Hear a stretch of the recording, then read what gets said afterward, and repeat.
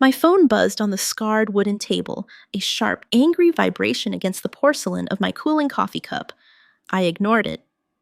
From my perch in the window seat of the Daily Bean, I had a perfect, unobstructed view of the unfolding catastrophe across the street. A long black sedan was idling at the curb in front of the Northwood Historical Society, the museum that had been my entire world for nearly a decade. A man in a tailored suit, Mr. Blackwood's private secretary, I recognized him, was standing on the granite steps, his posture radiating impatient fury. He was talking to David, the museum's director, whose shoulders were so slumped he looked like a question mark. It was 10:03 on a Monday morning. An hour and a half ago, I had been fired. They thought they were getting rid of a difficult, uncooperative archivist. What they didn't realize, what they had refused to understand for months, was that they were getting rid of the only person who held the keys, both literally and figuratively, to the institution's most valuable, most fragile, and most secret collection. As I watched David gesture helplessly and Mr. Blackwood's secretary check his watch for the third time in as many minutes, I took a slow, deliberate sip of my latte. My name is Amelia Hayes, and this is the story of how I learned that my greatest value wasn't my loyalty, but my refusal to compromise my integrity. It's the story of how a dusty, forgotten archive brought a modern, money-obsessed management team to its knees, all because they never bothered to read the instructions. To understand how it all fell apart, you have to understand what the Northwood Historical Society was. It wasn't the Met or the Smithsonian. It was a smaller, quieter institution, housed in a beautiful old Beaux-Arts building that was itself a piece of history. For 97 years, it had been the custodian of our city's story, a repository of artifacts that traced our journey from a rough-and-tumble frontier town to a bustling, modern metropolis. My connection to it was personal. My grandfather, a history professor with a passion for local lore, had been a volunteer docent there for 30 years. As a child, he'd take me on special behind-the-scenes tours. He'd let me hold Civil War-era letters, the brittle paper rustling like autumn leaves. He'd show me the delicate beadwork on a Native American ceremonial dress and explain the meaning of each symbol. The museum wasn't just a building to me. It was the smell of old paper and lemon polish, the echo of footsteps on marble floors, the quiet, sacred weight of the past. It was my grandfather's legacy. After getting my master's in library and information science with a specialization in archival management, there was only one place I wanted to work. I started as an assistant archivist and over the course of 9 years, worked my way up to head archivist and conservator. My domain was the basement and the sub-basement, a labyrinth of climate-controlled vaults and rolling shelves that held the 90% of the museum's collection that wasn't on display. It was a treasure trove, personal diaries of the city's founders, glass plate negatives from the turn of the century, architectural drawings of every significant building, oral histories from immigrant communities. My job wasn't just to file things away. It was to preserve them, to understand them, to make them accessible. I created a meticulous, cross-referenced cataloging system, a hybrid of a digital database and a physical card catalog, because you can never fully trust technology with a one-of-a-kind, irreplaceable object. I knew the provenance of nearly every major piece. I knew which documents were too fragile for direct sunlight, which textiles needed to be stored flat, and which silver pieces required biannual polishing with a specific, non-abrasive compound. I wasn't just the archivist, I was the museum's institutional memory. For most of my tenure, the museum was run by people who understood its mission. David Miller, the director, had started as a curator of textiles 25 years ago. He was a quiet, scholarly man who, while constantly worried about funding, believed in the core purpose of preservation and education. He trusted me implicitly. "Amelia," he'd often say, "the archives are the heart of this place.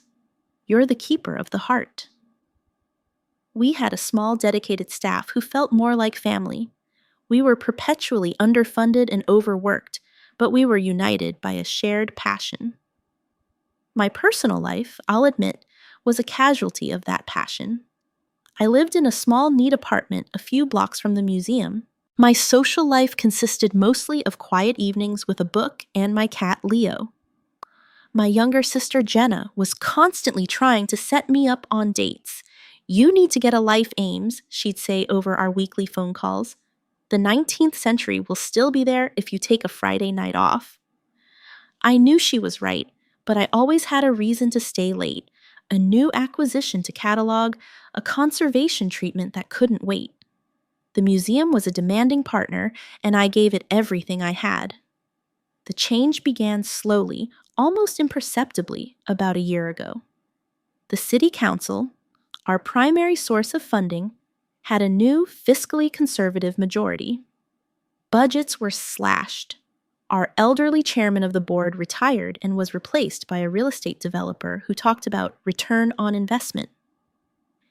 David started looking perpetually exhausted.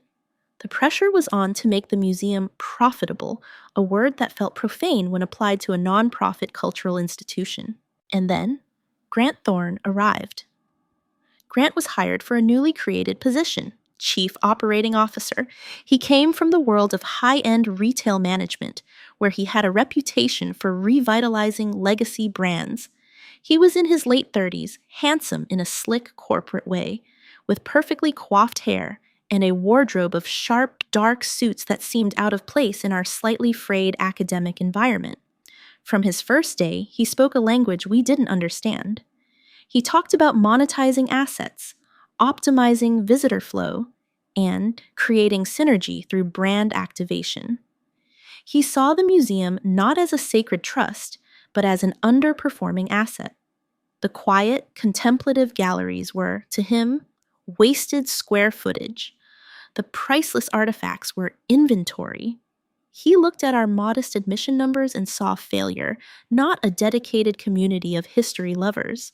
David tried to manage him, to gently steer him toward understanding our mission, but Grant had the board's ear. He was the future. We were the past. One of his first initiatives was to survey the collection for items that could be deaccessioned, a sterile corporate euphemism for selling off pieces of our city's history to private collectors to generate revenue.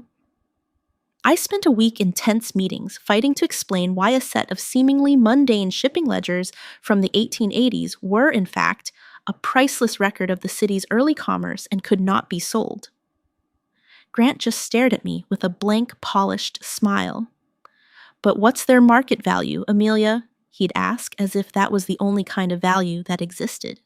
His arrival emboldened Claire Dempsey. Claire was the head of events and marketing, a position she'd held for about 3 years. She was ambitious, energetic, and saw Grant as her direct path to a bigger, more important role.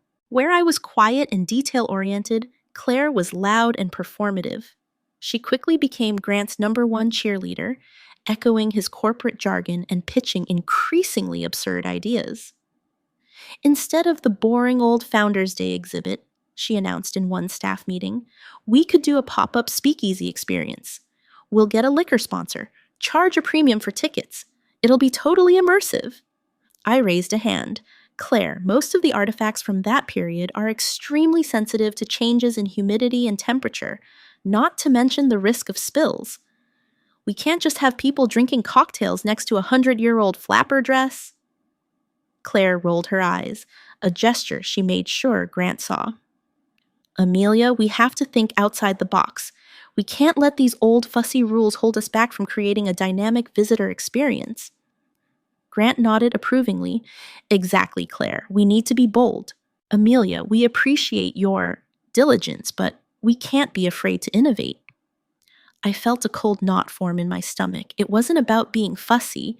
It was about my professional, ethical duty to protect the collection. But in Grant's new world order, my expertise was being reframed as an obstacle. I was no longer the keeper of the heart. I was the guardian of the gate, refusing to let the fun, profitable ideas inside. David, to his credit, tried to run interference. He'd call me into his office after these meetings, his face etched with worry. "Just try to work with him, Amelia," he'd plead. "The board loves him. If we push back too hard, they might just decide to clean house entirely. I've got 2 kids in college, a mortgage." His voice would trail off. I understood. He was trapped. But so was I. The centerpiece of my work, the part that Grant and Claire could never comprehend, was the Blackwood collection. It wasn't on any public record.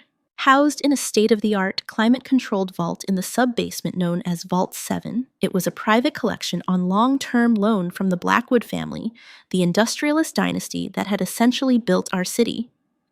The collection was a breathtaking assortment of the family's private papers, photographs, and artifacts, including the original city charter, which Jonathan Blackwood had co-signed, and his wife Eleanor's private diaries, which contained scandalous, fascinating details about the city's elite. The terms of the loan were incredibly strict, laid out in a 50-page legal document I knew by heart. Access was severely restricted. The climate had to be maintained within a single degree of variance.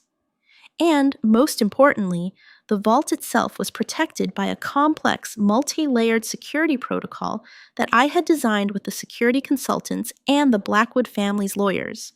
It involved a dual-key system, a time-locked safe for the second key, and a digital override that required my specific biometric-linked password. It was designed to be opened methodically, with advance notice, and only by me or a successor I had personally trained. It was, in short, a system built on trust and expertise, 2 things Grant Thorne had no time for. The pressure mounted. Grant mandated synergy workshops on Saturdays, unpaid, of course, since we were salaried. They were pointless exercises in corporate brainstorming, where we were forced to come up with ideas on how to leverage our brand heritage. I started politely declining, citing the employee handbook's policy on weekend work. Each refusal was met with a cold, tight-lipped smile from Grant and a pointedly disappointed look from David. Claire, naturally, was always there, her notebook open, volunteering to lead a breakout session. "I'm happy to put in the extra time for the team, Grant," she'd say, loud enough for everyone to hear. My life shrank even further. I'd come home from work exhausted and angry, the arguments of the day replaying in my head. I'd spent hours double-checking the climate control logs for the vaults, paranoid that some new, ill-conceived initiative would cause a catastrophic failure. Leo, my cat, would curl up on my lap, his purring a small comfort in the growing storm. I talked to my grandfather's photograph on my bookshelf. "What would you do, Grandpa?" I'd ask the smiling, black and white image. "You believed in this place." I ran into Evelyn, our long-serving HR manager, in the break room one afternoon. She was a kind, grandmotherly woman who had seen directors come and go. She looked at the dark circles under my eyes. "Don't let them burn you out, dear," she said, her voice low. "I've seen this before. A new guy comes in, all flash and promises, and they push out the people with the real knowledge, because that knowledge is inconvenient to their plans. Be careful. Document everything." I took her advice. I started keeping a private log of every conversation, every request, every email. I made a secure, personal copy of the vault protocols, the conservation guidelines, and the sections of the employee handbook that Grant was so fond of ignoring. It felt paranoid, but it also felt necessary. The breaking point came, as it always does, with a crisis. And that crisis had a name. Harrison Blackwood Foy, the patriarch of the Blackwood family. He was in his 80s, in failing health, and was considering a massive multi-million-dollar endowment to the museum. It would be a legacy gift, enough to secure our future for a generation. But there was a catch. He wanted a final private viewing of his family's collection in Vault 7, and he wanted to bring his entire extended family, some of whom were flying in from Europe. The request came through Grant on a Wednesday afternoon. The viewing was to be on the following Monday. The blood drained from my face. "Grant, that's impossible," I said, trying to keep my voice steady. We were in his sterile modern office with Claire sitting beside him like a loyal lieutenant. Impossible is not a word I like, Amelia, he said, steepling his fingers. The Blackwoods are our most important patrons. This endowment is a game changer. We need to make this happen. You don't understand, I explained, trying to stay calm and professional. Vault 7 isn't an exhibition gallery. It's a secure archival facility. The artifacts are in conservation-grade storage. To prepare them for a viewing, even a brief one, requires a minimum of 2 weeks. We have to slowly acclimate them to changes in light and humidity. We have to perform conservation checks. We have to prepare the viewing room, which is currently housing other sensitive materials. Rushing it could cause irreparable damage to the collection. The city charter alone, Claire scoffed. Oh, Amelia, it's not that complicated. We just need to wheel a few things out. I'm sure we can get creative and make the space look fabulous. I've already got some ideas for lighting. I stared at her, horrified. Lighting? Claire, some of those documents can't be exposed to anything but low-level, filtered UV light for more than a few minutes. Your fabulous lighting could literally fade them into blank paper. This is exactly the kind of negative can't-do attitude that's holding this institution back, Grant said, his voice turning cold. Harrison Blackwood wants to see his family's history. Claire is offering solutions. You are offering problems. I'm offering my professional expertise, which is what I'm paid for, I countered, my own voice rising despite my best efforts. My job is to protect that collection. What you're asking me to do is reckless and violates the terms of our agreement with the Blackwood family. I've spoken to Harrison myself, Grant lied, his eyes like chips of ice. He's a reasonable man. He understands we'll be taking every precaution. Then he needs to understand that the necessary precautions take time, I insisted. I can put together a proposal for a viewing in 3 weeks. We can explain the conservation requirements. They're a sophisticated family. They'll understand. Grant stood up, the signal that the meeting was over. The viewing is Monday at 10 a.m. I need you and your team to work this weekend to make it happen. I expect a full plan of action on my desk by tomorrow morning. Will my team and I be compensated for the mandatory weekend work as per the employee handbook?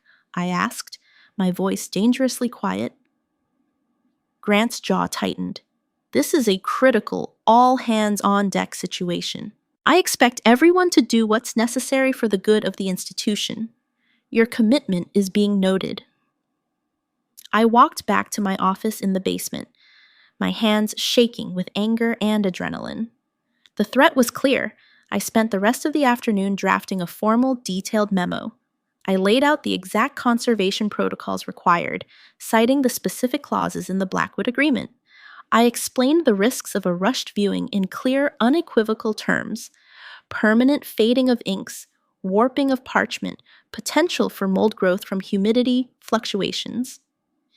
I then proposed a respectful, alternative plan, offering to speak directly with the Blackwood family's representative to arrange a proper viewing in a few weeks' time, framing it as an act of ultimate care and respect for their priceless legacy. I emailed the memo to Grant, copying David and Evelyn in HR. I felt a strange sense of calm as I hit send. I had done my job. I had stated the facts. I had protected the collection and the museum's integrity, at least on paper. The ball was in their court. The response was a deafening silence.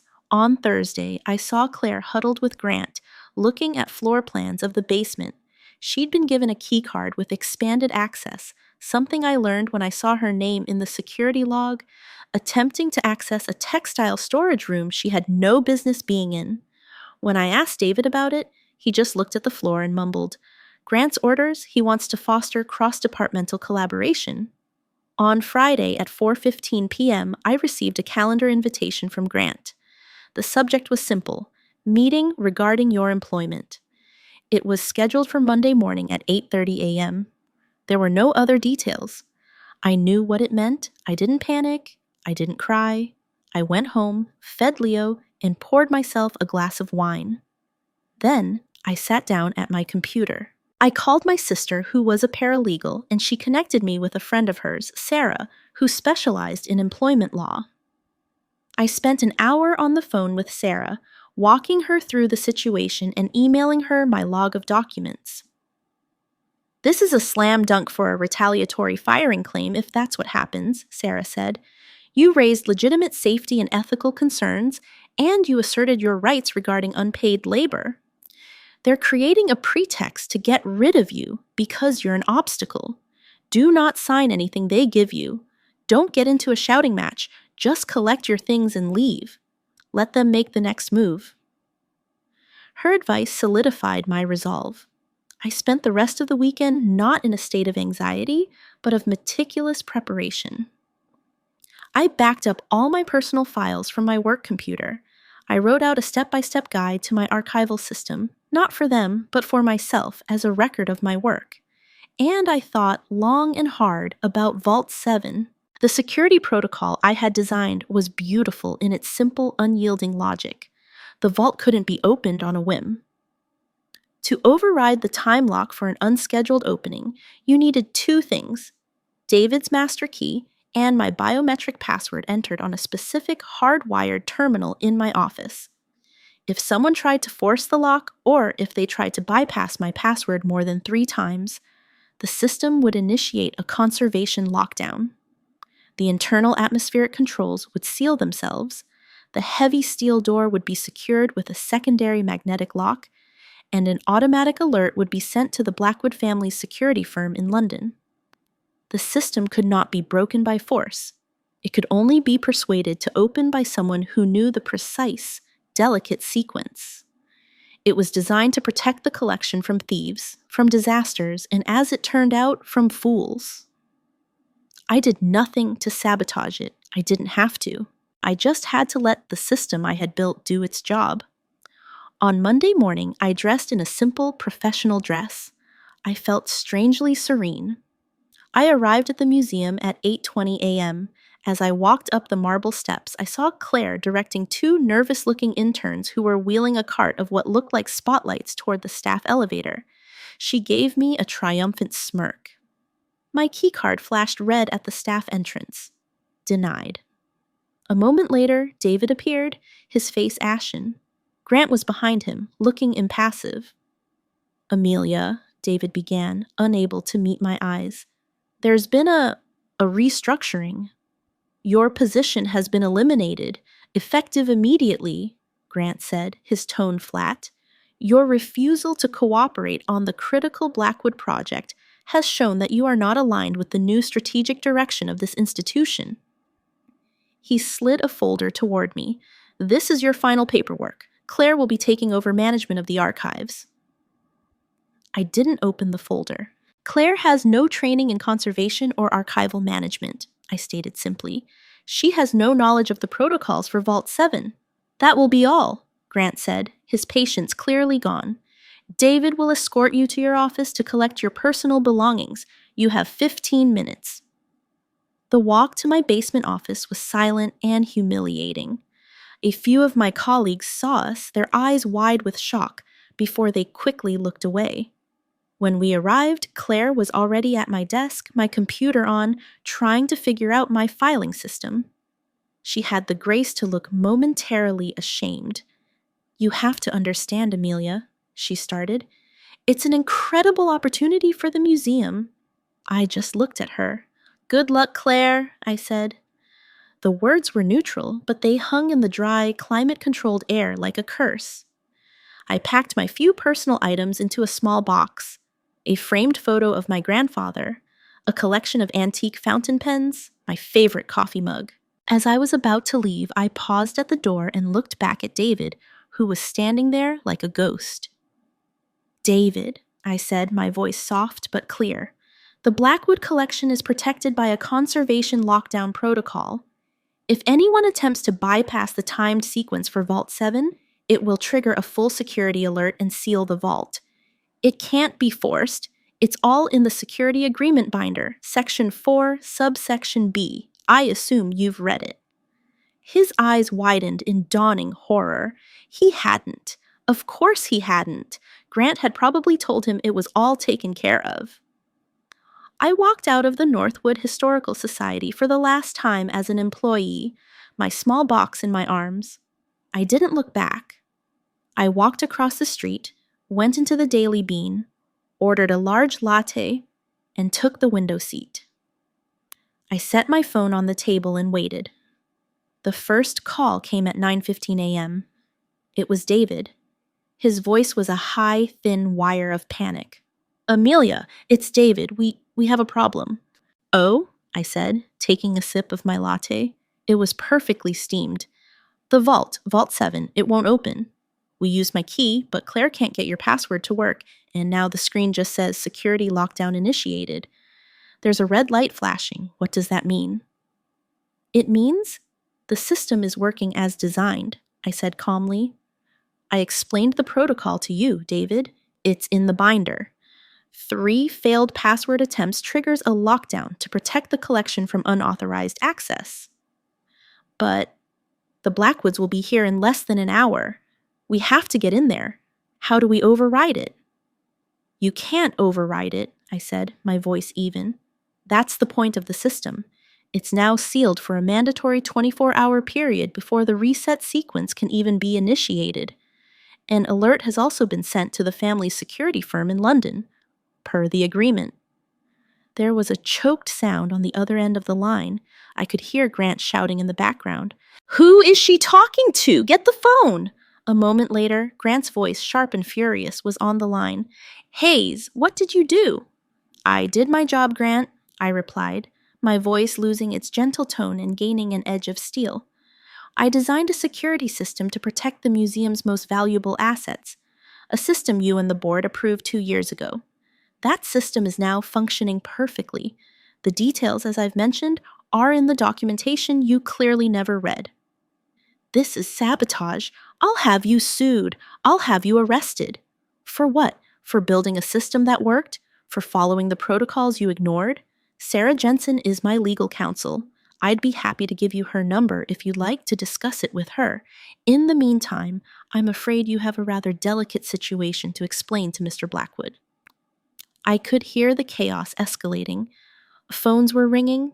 Voices were raised. "Just tell us how to fix it," Grant snarled, his composure cracking. "What's it going to take?" Ah, there it was, the question I had been waiting for. "My assistance is no longer available to you as an employee," I said coolly. "However, I do occasionally offer my services as an independent archival and conservation consultant. My emergency consultation rate is $400 an hour, with a 4-hour minimum paid in advance. I would also require a signed contract, drafted by my lawyer, indemnifying me from any and all liability and stating that I am being hired to correct a situation caused by management's failure to adhere to established protocols." There was a sputtering sound, then a string of curses. He hung up. I took another sip of my coffee. Across the street, the long black sedan pulled up. Mr. Blackwood's secretary got out, followed by a frail, elderly man leaning heavily on a cane, Harrison Blackwood himself. They were followed by at least a dozen other people, all impeccably dressed. The family had arrived. I watched as David and Grant went out to meet them, their faces a mask of forced smiles and panicked sweat. I couldn't hear the conversation, but I could see the gesticulations, the shaking heads, the mounting anger on the faces of the Blackwood family. After 10 minutes of tense, animated conversation on the sidewalk, the entire Blackwood clan turned, got back into their fleet of cars, and drove away. My phone buzzed again. It was an unknown number. "Amelia Hayes speaking." "Ms. Hayes, this is Evelyn from HR. I've been authorized by David Miller and the board's legal counsel, who has just arrived, to accept your terms. Please email your contract and payment information to me immediately." I smiled. "I'll send it right over, Evelyn," I said. "I'll be there as soon as the payment confirmation comes through." Walking back into the museum 2 hours after being fired was one of the most surreal experiences of my life. The interns and Claire were gone, sent home in disgrace. The lawyer, a grim-faced man named Peterson, met me at the door. David stood behind him, looking utterly defeated. Grant was nowhere to be seen. Peterson informed me he was in a closed-door meeting with the board chairman via conference call. Peterson handed me a check for $1,600 and a signed copy of the contract Sarah had emailed over. The museum deeply regrets this morning's misunderstandings, he said stiffly. I'm sure, I replied, walking past him and down the stairs to my old office. The basement was silent. The red light above Vault 7 was still flashing its steady, accusing rhythm. I sat down at my old desk at the hard-wired terminal. David hovered behind me. It will take me about an hour to run the diagnostic and reset the lockdown, I said without looking at him. Then another 30 minutes to safely bring the atmospheric controls back to their primary settings. I began the sequence. It was a complex dance of codes, passwords, and timed entries that I knew like the back of my hand. As I worked, I spoke, my voice filling the quiet, cold room. You know, David, I said, my eyes fixed on the screen. For 9 years, I poured everything I had into this place. I worked weekends, I missed weddings, I canceled vacations. I did it because I believed in our mission. I did it because of my grandfather. I did it because you told me I was the keeper of the heart. He said nothing, but I could feel his shame radiating behind me. Grant was a fool, I continued, but you let him do it. You knew what he was. You knew he didn't understand or respect what we do here. You knew what he was asking was wrong, and you stood there and said nothing while he and Claire belittled my expertise and plotted to take my job. Amelia, he started, his voice thick. I'm not looking for an apology, David, I said, finally turning to look at him. His face was pale, his eyes red-rimmed. I'm looking for you to understand what happened here. You didn't just lose the Blackwood endowment today. You almost lost the collection. You broke faith with the one family that has kept this museum afloat for a century. And you did it because you were scared. You traded your integrity for a sense of security, and in the end, you lost both. I turned back to the screen. The final diagnostic finished. A green light blinked on the terminal. Access sequence initiated. Vault door will unseal in 5 minutes. My work was done. I had used less than 2 hours of my contracted 4. I'm going to use the rest of my contracted time to write a clear, simple 1-page instruction sheet for this protocol, I said, standing up. I'll laminate it. I suggest you tape it to the vault door. I spent the next 2 hours creating the most idiot-proof guide imaginable, with large fonts and simple diagrams. When I was finished, I walked upstairs. The lawyer was waiting. Is it resolved? He asked.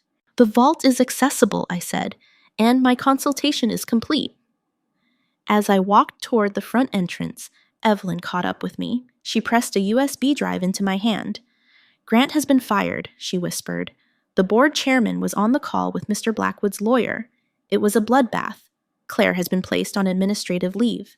This drive has copies of Grant's emails to the board, misrepresenting your position and the safety protocols, just in case you need it.